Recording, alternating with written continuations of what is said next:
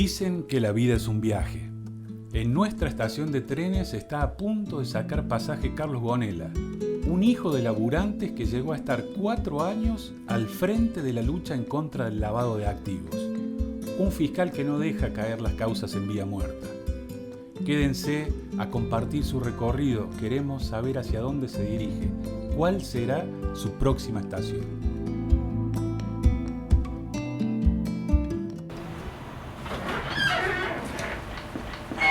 Hola. ¿Qué tal? ¿Cómo andás? ¿A qué hora sale el próximo? Tengo a las 17:30. 17:30, ¿no tenés uno antes? Pero ya está lleno. Lo mismo, ¿a qué horario querías viajar? Ah, a las 4 de la tarde más o menos. A No. la hora que vos quieras. Ya te ¿Gonella? averiguo, ya te averiguo. Sergio. ¿Qué decís, ¿Cómo Carlos? andás? ¿Cómo andás? Bien, ¿y vos? Un gusto. ¿Cómo andás? ¿Qué te Bien. vas a Oliva, a tu Me pueblo? voy para Oliva a visitar a los viejos. Che, qué bueno. Sí, yo también estoy por... ¿Qué te iba a decir? Oliva, ¿y a qué edad te viniste acá? ¿Porque estudiaste en el Rivadavia? A los 2 años. ¿A los 2 años? Sí, a los 2 años para Villanueva. Ah, Villanueva. Sí, porque el Daniel laburaba en una empresa ahí que hicieron el barrio Malvinas. Ajá. Así que nos vinimos de Oliva para Villanueva. Villanueva, ¿y estudiaste en Villa María o...? Mira, hice el jardín en el Mitre y cuando estaba por arrancar primer grado, ahí nomás la directora del colegio dijeron, no, tienen que sacar a estos chicos de acá. Así que así fue que mi viejo se tuvo que poner a buscar colegio y ahí terminamos en el Rivadavia. Yo empecé en segundo grado en el Rivadavia. Segundo grado en el Rivadavia. Che, bueno, ¿qué te iba a decir? Según el horario nos tomamos un café, después yo Dale, también voy. ¿Ah? dale, perfecto. ¿Qué tal? ¿Te dejo el horario? Dale. 16:45. Dale, Elegí buenísimo. tu buen asiento. Gracias. Chao. Hasta luego.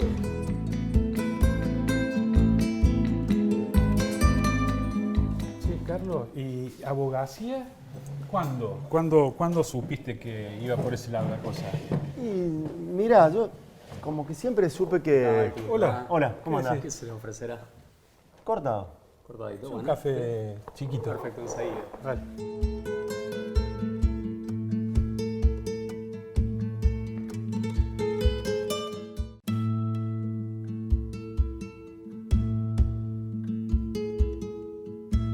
Siempre supe que iba a ser algo social porque mi viejo y mi vieja siempre tuvieron inquietudes trabajando en centros vecinales, Sí.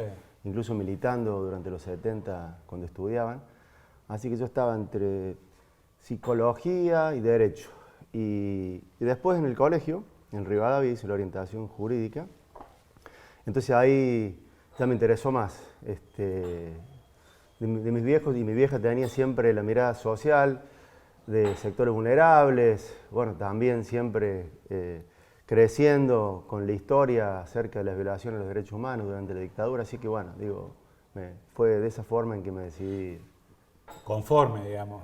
Sí, sí. Conforme, no psicología, no...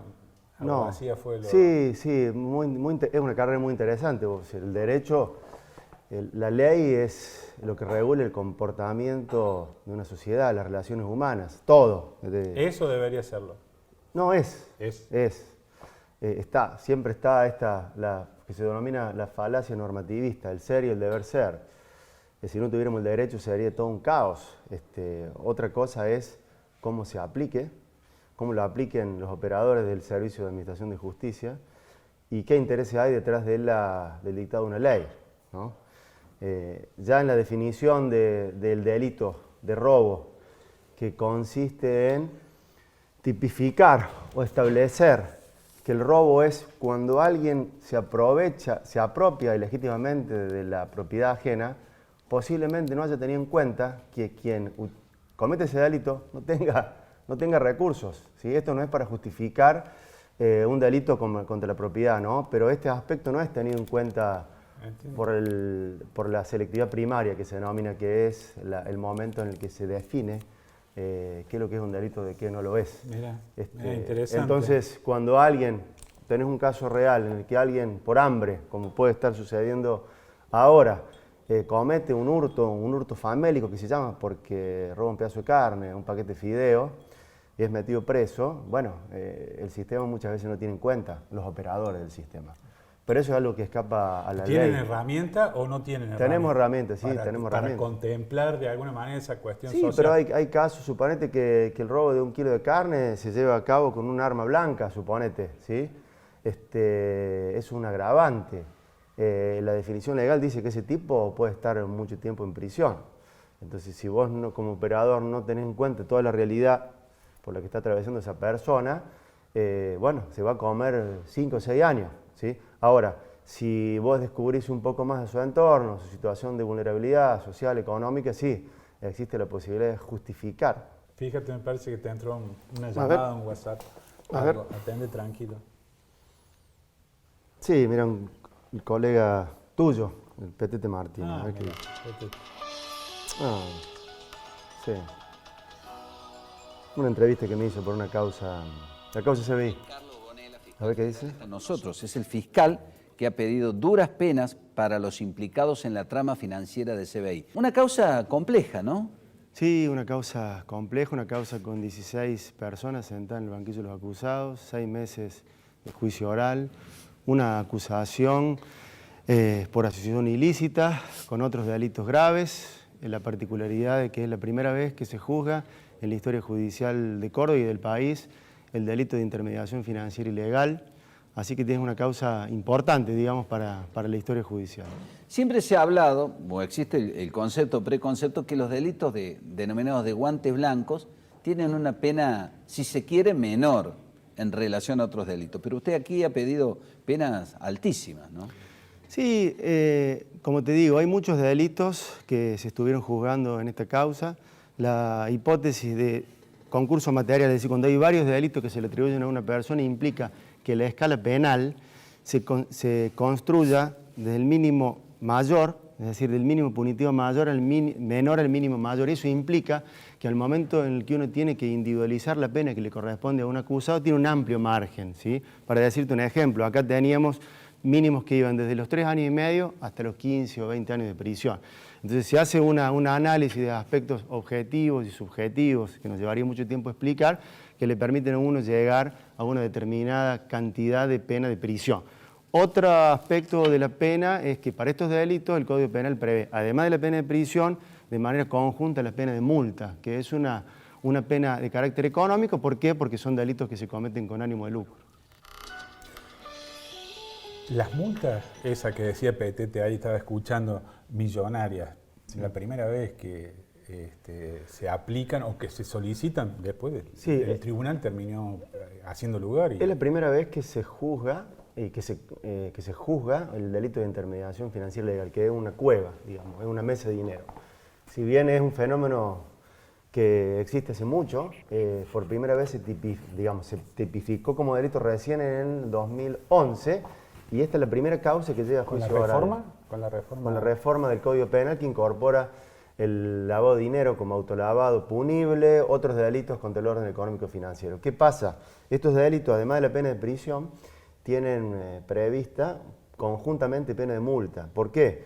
Porque no se supone, son delitos que se cometen con ánimo de lucro, es decir, con una finalidad de obtener ganancias. Entonces, además de la pena de prisión, un desincentivo, digamos que fue... Pero ¿de dónde, perdona, ¿sí? ¿De dónde sacaste cientos de millones? ¿Cómo llegas a los cientos de millones que le pusiste porque de multa? Tanto las penas privativas de libertad como las penas económicas como las multas se calculan entre un máximo y un mínimo. En el caso particular, se calcula como mínimo 2 veces la suma de dinero que fue lavada o que fue intermediada ilegalmente, y como máximo 10 veces. O sea que tenés entre 2 y 10 veces. Nosotros habíamos... El dinero que hicieron, por así decirlo. Exactamente, el dinero intermediado ilícitamente, el dinero que pasó por la mesa de dinero. Entonces, teníamos, en algunos casos, teníamos 400 millones de pesos, en algunos casos teníamos 570 millones de pesos, y yo solamente pedí el mínimo, que fue multiplicar por 2 o por 3, ya teniendo en cuenta que se trata ya de... se va más de 1.000 millones dinero. en algunos casos. Sí, así se determina una de las penas, que en este caso es la multa. Tremendo, tremendo. Te están matando, tenés otra... Che, qué bárbaro. Sí, bueno, todavía hay quien está apelando, pero tremendo, ¿no? Sí, el tribunal hizo lugar. Otro colega tuya que me manda otro video. Un testimonio de mucho dolor fue el brindado en el megajuicio La Perla por Nidia Teresita Piazza, secuestrada en abril de 1977. Poco tiempo antes de su secuestro, su esposo había sido baleado por represores en la calle.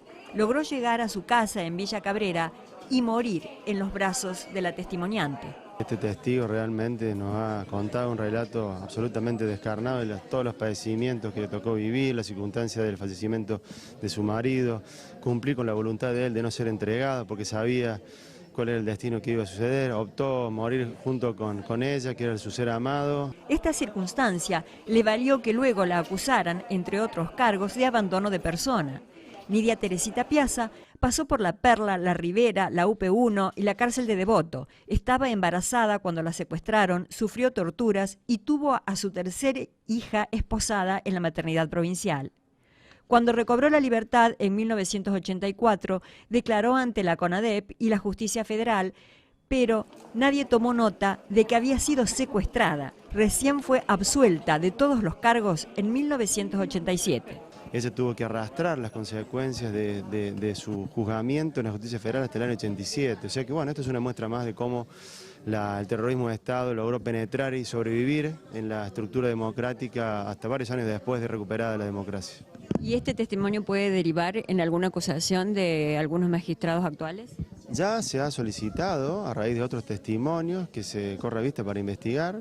Y por lo pronto nosotros vamos a solicitar el expediente donde ella estuvo acusada, que fue mencionada en el último tramo, para analizar y ver los pasos a seguir. Tremendo. Sí. Tremendo. Bueno, tremendo tener sentado en primera fila de los acusados a Videla, a Menéndez. Tremendo enfrentar a esas personas, pero también tremendo recibir un testimonio de este tipo. ¿Cómo salís de una situación después que una persona expone semejante tormento? Y bueno, son de las cosas que me ha dejado hasta ahora la función, la responsabilidad, ¿no? que representar al Ministerio Público, es decir, a la sociedad en un juicio en contra de personas que han hecho tanto daño y tener frente a sí la posibilidad de escuchar a las víctimas que padecieron esto. A ver, yo te decía que en mi casa mis viejos siempre me educaron contándome esto que había pasado, como que me fui preparando sin saberlo cuando empecé a trabajar en el sistema judicial para esto. Y las cosas se fueron dando. Con 33 años, el ex procurador Rigui me designó para estar frente de juicio de esta envergadura en Córdoba. ¿33 años vos? Sí, yo 33 años. Sí, la misma edad que tenía Rigui cuando pronunció el famoso discurso ante las cúpulas de la Policía Federal en el 73, siendo ministro del Interior de Cámpora. ¿Te acordás? Te acordarás. Yo todavía no había nacido. Yo casi tampoco. Bueno, son experiencias muy fuertes, digamos. A ver, vos escuchás, no podés evitar el impacto, ¿no? Muchas veces yo me he tenido que tomar agua o estar unos segundos de descanso, luego de escuchar cosas graves como estas, ¿no? ¿Se solicita al tribunal o se da a entender que uno necesita esos segundos? Vos estás escuchando un relato de una mujer, por ejemplo, que fue violada mientras estuvo detenida, desaparecida, y nos ha pasado en que su familia estaba detrás, sus hijos, y nunca habían escuchado esto. Entonces, hay como códigos implícitos dentro de un juicio cuando vos tenés que estar presenciando este tipo de cosas. Sobre la marcha nos fuimos preparando, tratando de entrevistar a las víctimas antes, para decirle quédate tranquila, que nosotros vamos a estar atentos para evitar la revictimización, ¿no? Así que sí, fue toda una experiencia, fue todo un desafío, pero fue un aprendizaje, ¿no? ¿Cómo seguir? Bueno, yo creo que vos escuchás testimonios que tienen más allá del drama, ¿no? que te toca ver, que se pone en dimensión en un juicio, en donde está el Estado de Derecho funcionando, con jueces, donde están los acusados con sus abogados. Esto reafirma, ¿no es cierto?, la convicción y el compromiso de que vos tenés que asumir eso con la frialdad necesaria para después acusar, ¿no? O sea, no te podés dejar llevar por la emoción. Te dan fuerza, no te lima. No, porque no te roba. No, porque si no estás perdido, uno no puede perder de vista que estás ejerciendo una función ahí, digamos. Yo después me tengo que basar en esto como prueba para pedir una condena. Entonces, si vos te dejas llevar solo por las emociones, lo cual es inevitable, pero si vos te dejás llevar todo por las emociones, bueno, no podés ejercer. Atende. Están poniendo loco hoy. Tremendo. La verdad es que uno no deja de asombrarse, ¿no? Canal 7, la de TV Pública Nacional. Autoridades de la Procelac encabezan en París varias reuniones, una de ellas con el titular del Banco Central de Francia y también con legisladores de ambas cámaras del Congreso en un intento de buscar la verdad sobre el lavado de dinero en la causa BNP Paribas. La reunión de hoy también fue muy importante, teniendo en cuenta el prestigio de la autoridad que nos recibió, el señor Christian Oyer, presidente del Banco francés, como si fuese el Banco Central de la República Argentina, que tiene facultades de supervisión sobre el sistema financiero de Francia, para destacar la recepción, la buena predisposición para escuchar y la inmediata apertura o aceptación de esta entrevista gestionada por la Embajada Argentina aquí en Francia. Escucharon el caso atentamente, nos hicieron saber que ellos siguen con mucha atención el resultado del proceso judicial que se sigue en Argentina, teniendo en cuenta que el banco investigado es un banco que integra el sistema financiero francés y la autoridad de supervisión que hoy visitamos integra a su vez el Banco Central Europeo, ¿no? Nosotros sostenemos que el BNP Paribas ha infringido normativa de prevención antilavado y nuestra propia normativa para fugar divisas, teniendo en cuenta el compromiso político que tiene el Estado de Francia para mitigar los riesgos que se derivan de las infracciones financieras que permiten el lavado de dinero. Entonces, bueno, eso siguen con mucha atención en este caso. La Fiscalía Interviniente es la número 49. Bueno, el paso por la Procelac también supongo que te debe haber marcado porque, digamos, un laburo tremendo. Andar por detrás de ese dinero negro que a veces viene del narcotráfico, a veces viene de la droga, del tráfico de drogas. Sí, una causa muy grande, donde se investigaba una operación de lavado de dinero de más de $1.000 millones, en la que estaba involucrado un banco estatal francés, el BNP Paribas. Sí. Este banco, que tiene un edificio de 20 y pico pisos, ahí en la zona de Retiro. ¿Viste cuando llegás a Retiro y agarrás para Puerto Madero esos edificios espejados que hay? Sí, las primeras de todas, cuando yo era chico, las torres catalinas y después vinieron. Uno de esos edificios era del banco BNP Paribas, en el piso 23. De ese banco había un staff de más o menos 25 personas que ofrecían servicios ilícitos. Entre ellos el de banca internacional. ¿En qué consistía? Detectaban clientes con mucho dinero que no tenían declarado y les ofrecían sacar ese dinero asegurándole que no se revelaba su identidad y lo sacaban vía plataformas offshore, es decir, creando cuentas en bancos de paraísos fiscales y encriptando sus datos de identidad. ¿Las famosas 3.000 cuentas? Exactamente, 3.000 cuentas. Con nombre y apellidos te llegaste a tener. Con nombre y apellido, pero en los registros que nosotros pudimos reconstruir en esta causa, las personas no figuraban con nombre y apellido, sino que las cuentas tenían códigos cifrados. Y a su vez, de ofrecerle sacar el dinero, violando todos los mecanismos de prevención antilavado y financiero, después le ofrecían administrar esas carteras de inversiones en los paraísos fiscales y después reintroducir ese dinero simulando créditos, es decir, falsificando documentación para poder repatriar esos fondos, justificando que habían pedido un crédito en un banco, cuando en realidad el dinero era de ellos, ¿sí? Entonces, como había involucrado a un banco francés, nosotros encabezamos una misión oficial en donde pudimos entrevistar no solo al presidente del Banco Central francés, sino a la senadora a cargo de la presidenta de la Comisión de Finanzas, a un diputado también de la Comisión de Finanzas, a una fiscal nacional financiera francesa y al titular de la UIF de Francia para pedir colaboración a los fines de poder avanzar en esta causa. Identificamos de los 7 directivos franceses, 5 vivían en castillos dentro de la campiña francesa. Hicimos todo un trabajo con Interpol, identificamos el lugar y pudimos indagarlos. Y hoy la causa está a punto de juzgarse también en sede oral. Carlos, juicio de lesa humanidad contra el lavado de dinero. ¿Crees que es un poco eso lo que te puso del otro lado? Ahora estás imputado en una causa supuestamente por revelar información de una causa, información que no se podía revelar sobre en una causa donde la jueza que investigaba tenía a su pareja como presunto narco. Sí, yo cuando me asignaron en la Procuraduría de Criminalidad Económica y Lavado de Activos, me dijo Gis Carúa, en ese momento procuradora, Carlos, vas a ser el fiscal más denunciado de la historia. Cuando asumí. O sea que lo sabía, pero está la acusación, Sí, fue elevada a juicio, estuvo Bonadío por ahí. Me hicieron 7 causas. Bueno. Me hicieron 7 causas. Una de las que está en pie es esta. A mí me procesó Bonadío por tuitear, pero no revelar información de una causa que yo investigaba, en donde descubrimos que la pareja de un narcoempresario español condenado a 22 años por traficar 3 toneladas de cocaína a Europa en embarcaciones donde se llevaban manzanas, era un exportador de fruta, llevaba manzanas rojas y manzanas blancas, así se llamó el operativo. Dentro de eso había 3 toneladas. Se descubrió que esta jueza era pareja de él y andaban queriendo hacer inversiones en zona norte.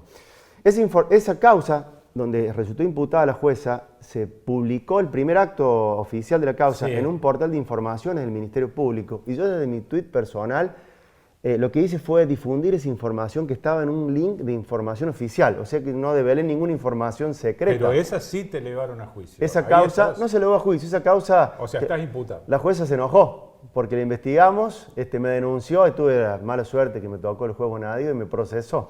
Pero es una causa, bueno, de ese tipo son las causas que me hicieron, digamos, mientras estuve a cargo de la Procela. Che, debe ser tu tren. ¿Te acompaño hasta el andén? Dale, vamos. Bueno.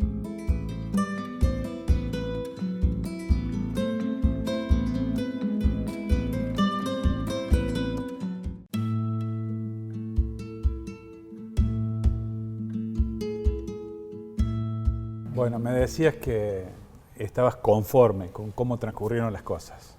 Sí, en general. Una vida profesional que empecé joven, ha sido muy vertiginoso, digamos. Córdoba, Juicio de Leza, Buenos Aires, he viajado por varios países en el marco de la Procelac, así que hasta ahora venimos bien, falta todavía. Viste que dicen que la vida es como un viaje. Gracias por permitirnos compartir el viaje de tu vida. Eso sí, ¿cuál es la próxima estación? ¿Cuál es el próximo destino? Tengo varias estaciones todavía ¿Sí? por visitar. Tengo un hijo y una hija de 13 y de 15 años. Estoy con mucha comunicación con ellos, acompañándolos en sus actividades, ayudándolos a definir su futuro. Y también tengo una compañera con la cual espero recorrer varias estaciones todavía, viajar profesionalmente estable. Siempre me interesan los desafíos, cuanto más intenso mejor, me retroalimento con los desafíos. Así que bueno, la familia, eso me parece importante. Mi hijo y mi hija son prioridad en este momento. Bueno, gracias. Gracias, Carlos. Dicen que la vida es un viaje. Hay quien hace ese viaje sin escalas, imperturbable, aislado del contexto y de los imprevistos del camino. Otros, como el fiscal Carlos Gonela, no pasan de largo, observan por la ventanilla, no dudan en detenerse en cada estación para intentar que todo sea más justo y reanudan su marcha. Soy Sergio Baudañotto en Viaje de Vida.